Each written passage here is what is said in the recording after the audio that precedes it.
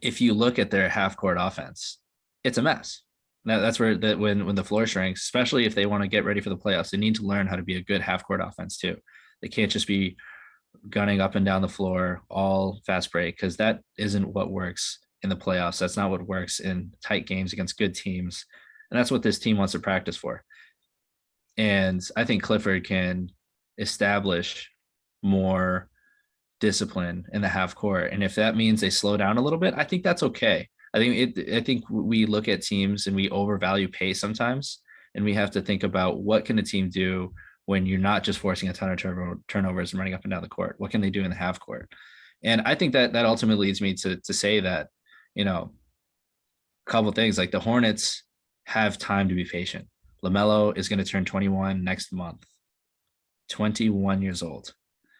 And the Hornets have shown success with player development. You look at Miles Bridges, you look at, I think, PJ Washington, it hasn't jumped off the page yet, but he clearly looks like a good player. Cody Martin has developed into a great role player. They've transformed Rozier into one of the best 3-point shooting guards in the league.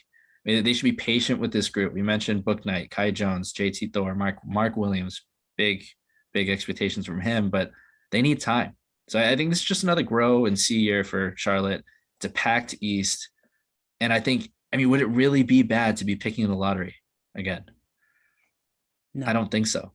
I don't think so. I think it's time to be patient and allow these guys to figure things out and learn to develop that. They're not in the course of a year going to learn to develop that those habits that will translate into postseason success.